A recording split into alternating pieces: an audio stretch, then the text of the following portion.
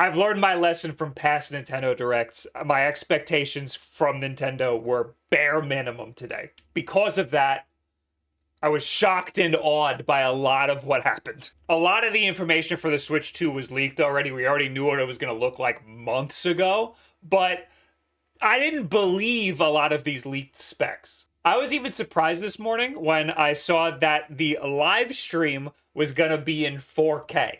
I didn't even think they would have a 4K console. That's how low my expectations were. But like in hindsight, how are you not going to have a 4K console in 2025? What is the wildest here is 120 hertz even in handheld mode.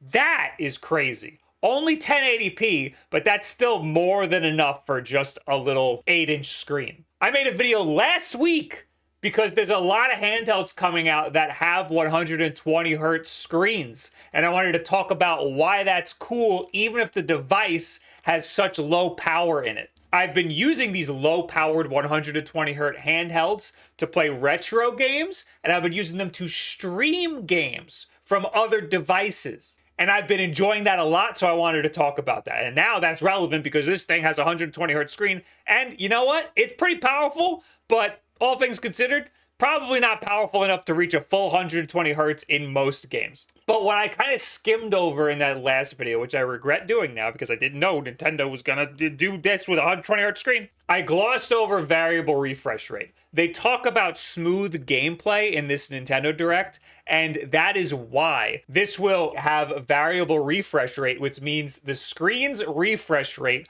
will match the frame rate of the game. So there won't be a mismatch. The screen won't try to keep up with the game won't try to keep up with the screen. It'll all be this, you'll get the frame when the screen gets the frame. So even if the game's only pumping out 90 frames per second, the screen will match that and it'll look a lot smoother. We already have variable refresh rate in some of these PC handhelds that I've played with, and it does smooth out the gameplay a lot more, especially when you're not reaching the full refresh rate of the screen that you're using.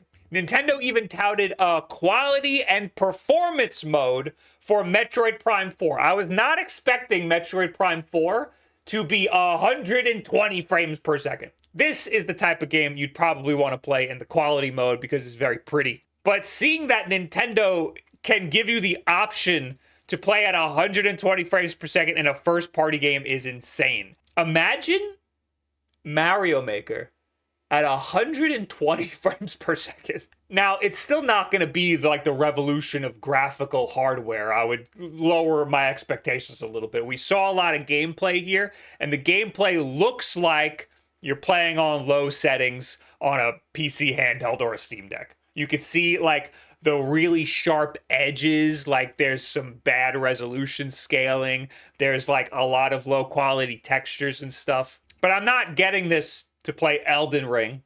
If I wanted to play Elden Ring, I'll play it on one of my PC handhelds or just my PC. Thank you very much. And you shouldn't get this to play Elden Ring either.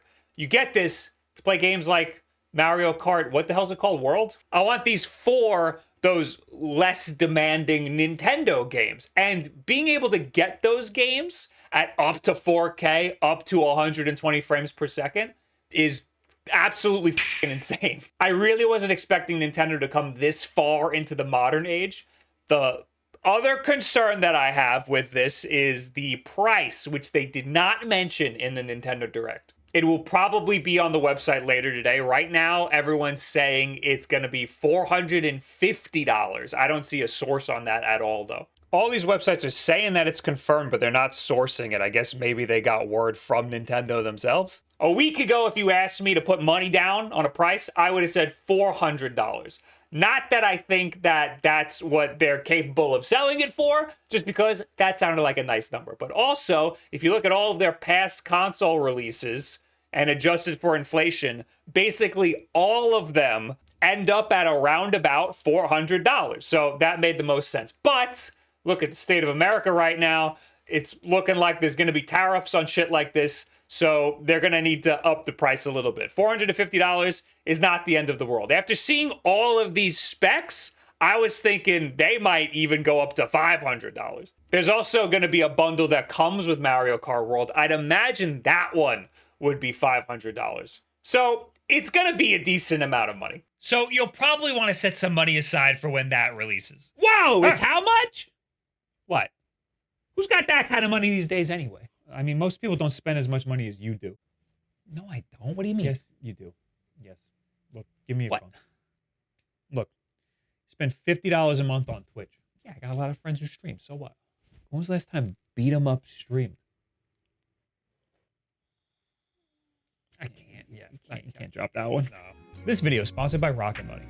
Rocket Money is the personal finance app that helps you cancel subscriptions, lower bills, and manage your money better. Once you connect your bank account, Rocket Money identifies all of your subscriptions in a single list. From there, you can select the ones that you don't want anymore, and Rocket Money may be able to help you cancel with just a few taps. And then who's soupguy.tv? Oh my God, you don't know Soup Guy? You gotta check it out. Every day he gets on here and he gets to know Soup going. Look. Hi guys, this is soupguy.tv here with another Soup Guy for you. Today we're gonna enchilada this burrito, and a lot of you people are telling me that this is not soup, but I'm trying to expand my brand here. I was just gonna say, that's not soup. I'm glad he addressed that.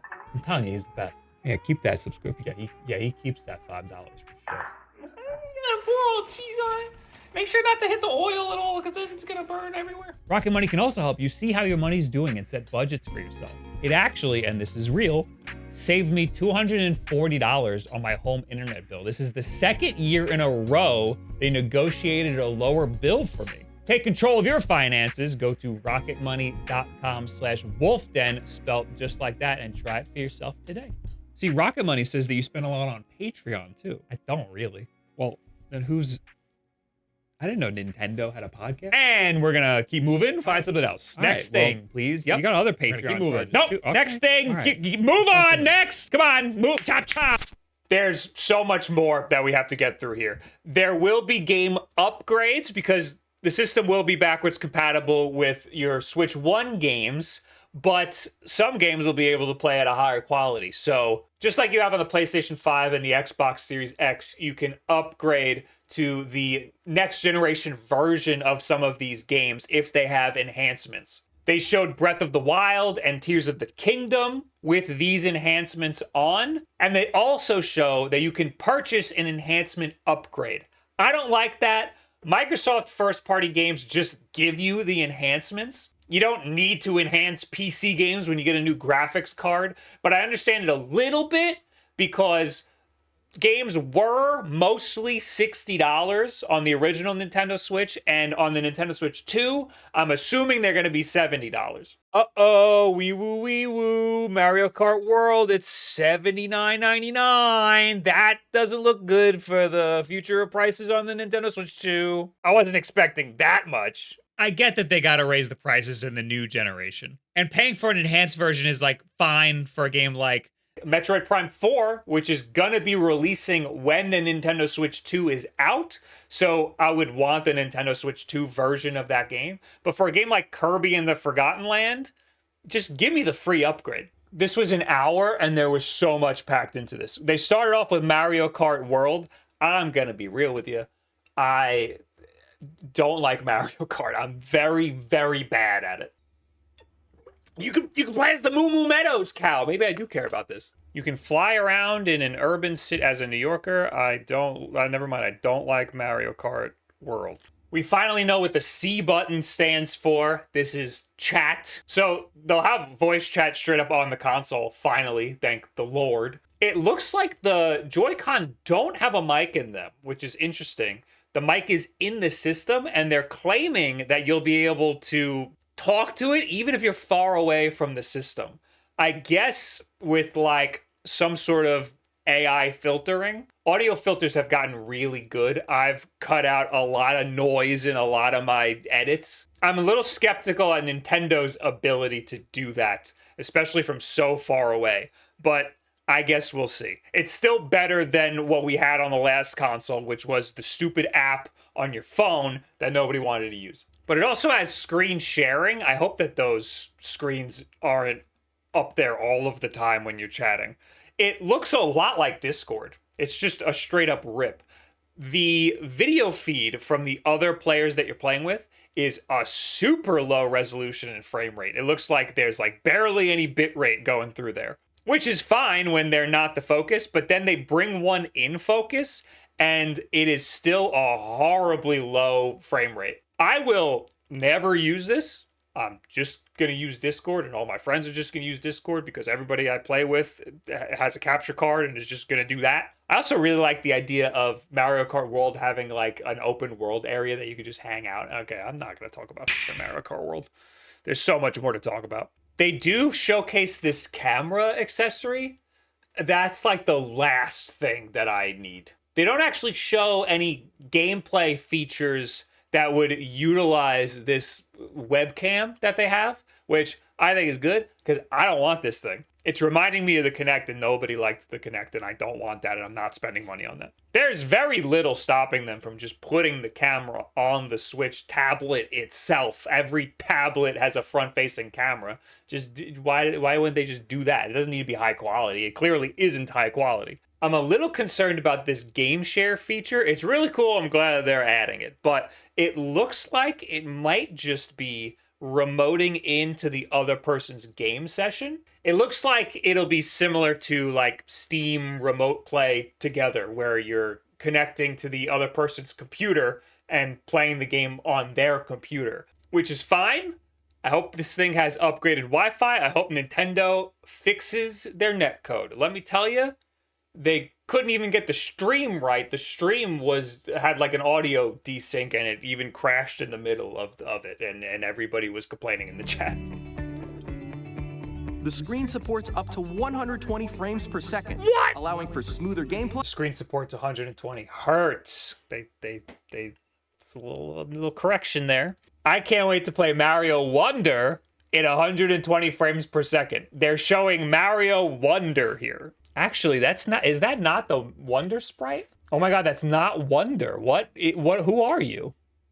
What 2D Mario game is that? You're gonna hear a lot of people complain that it's an LCD screen and not an OLED screen. A lot of OLED screens that these companies are putting in their handhelds don't support variable refresh rate. It would also be a lot more expensive. I'd rather have a 1080p 120 Hz LCD screen than a 60 Hz OLED screen. It also looks like it'll support HDR. I'm curious how that will look on an LCD screen because those black levels aren't gonna look all that great. I'm not going to talk about some of the features that we knew about and assumed, like how the Joy-Con connect magnetically. I'm sure there's nothing to be worried about there. I'm sure they'll connect just fine, if not even better than they did on the Switch 1. It looks like it has a new power brick, which is good because I didn't like the old power brick. Now you can connect a USB-C cable straight to the power brick, which is nice. But also, the old power brick had some weird power delivery issues, which ended up not being that big of a deal if you just avoid sketchy looking third-party docks. But hopefully this is power delivery compliant. Hopefully I could recommend people use third-party chargers and stuff that are power delivery compliant. I'd like Nintendo to come into 2025. I'm honestly surprised when it's dock and can support 4K. I don't know why I'm surprised, but I'm realizing now that the fine print says that even if the games don't support it, they could upscale the games to 4K. But it also says that it's going to be fixed to a maximum of 60 frames per second when it's docked at 4K. So no 120 at 4K when it's docked, at least. These docks usually don't have a lot of stuff in it. It's usually just the console can reach higher frame rates and resolutions because it's directly plugged in, so there's more power to it. It doesn't have to worry about draining the battery all of the way. This dock has a fan in it, so it's got something going on in there. There's not any upscaling going on in the dock, it looks like. It's just cooling it, I'd imagine. It's going to run pretty hot if you're playing Metroid Prime 4 at full quality mode, you know? I am curious how that fan works, because my experience getting like those intercoolers that you slap on the back of a dock don't work all that great. I love when Nintendo does a good pack-in game. This isn't really a game, though. Nintendo Switch 2 Welcome Tour. This is going to show you all of the features of the Joy-Con and the Nintendo Switch 2 unit. I like that they have stuff like this, but this looks really informational. I would like to see more of a game. Like, I'm thinking of, Wii Sports, but also the Steam Deck has Aperture Desk Job. That game is really cool. It's very short, but it shows you all of the technical features of how you would interact with the Steam Deck. I'm hoping that there's a mode that just gives you the mini games so that you can just get the vibe of how the Joy-Cons work and everything. I'm a little surprised the game carts are the exact same size and shape. They're just red. I mean, that's fine. I'm not stupid. I'll know which one's for which. It was rumored that this Switch would only work with MicroSD Express cards, and it looks like that's the case here. And I immediately went to buy one. Switch 2 will only work with MicroSD Express cards. Oh.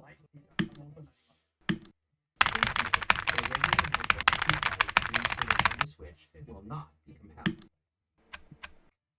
Additionally, to transfer data from Switch to Switch 2, I'd imagine these might be pretty hard to get, so you might want to load up on them now. The big concern here is that this device is only going to be 256 gigabytes of internal storage, which is a lot for Nintendo, but not a lot in the grand scheme of things. You're probably going to want a microSD card.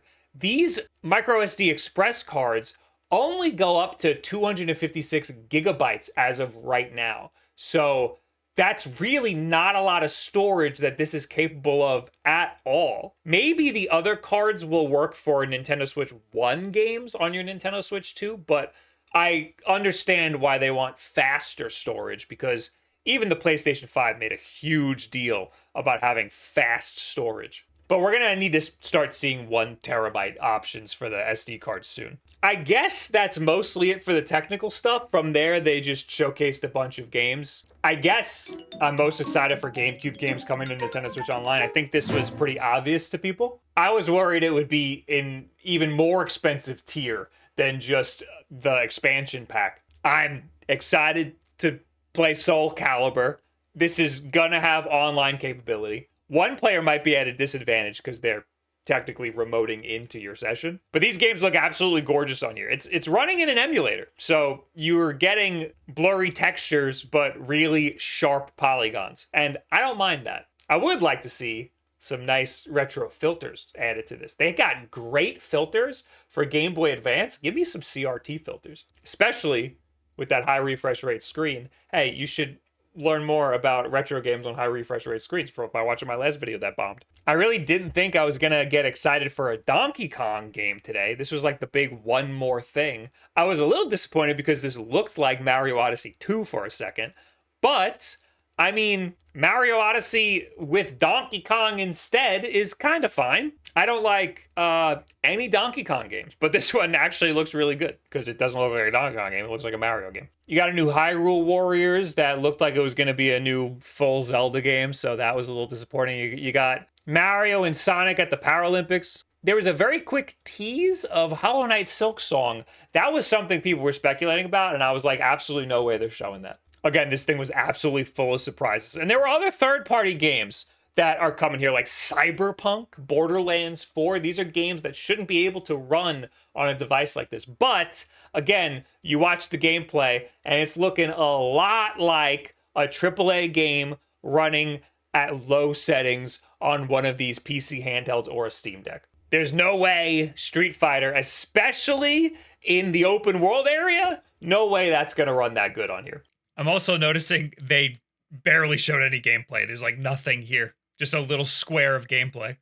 But I don't mind this at all. I'm glad that my Nintendo Switch is being brought into the modern era. I like all of my PC handhelds and stuff. I'm still going to be playing all of the AAA games on those because there's a lot more versatility. I can get it on Steam and bounce between a handheld and my PC if I want that more power, more clarity. But most people do not have or want PC handhelds or a Steam Deck. In total, the number I saw was crazy. The amount of Steam Decks and PC handhelds, all of them together in the world, it's 4 to 6 million, I think. There are 150 million Nintendo Switches out there. So the fact that we're getting PC handheld levels of power in a mainstream console is revolutionary. If you watch this channel all the time, it's not going to feel very revolutionary to you. But think about little Timmy, who doesn't know shit about video games and only knows what his mom sees at Target. You can't get a Steam Deck at Target. I like Nintendo games. I would like to be able to play them on some better hardware, and this will allow me to do that. It's just gonna run me $450, maybe even $500. I'm very happy with what we saw here. This is the best direct we've had in a while, and I can't imagine them topping this anytime soon. I am probably going to be missing something here. We're going to have a much longer discussion over on the podcast channel tonight, Wulff Den Podcast, at 8 p.m. Eastern Time, and you can watch it afterwards if you miss it. Also, maybe this weekend I will probably be at the New York City event where people are going to get a hands-on with the Switch 2. I think it's a hands-on. It's an experience. So there will probably be a video this weekend as well. So let me know what you guys think. Let me know what I missed. I've been yapping for way too long, and I want to fire this thing out as quickly as possible. This is great. I had a great time. I'm not even tired, and I got up early. Thank you very much. Have yourself a good week or couple of days.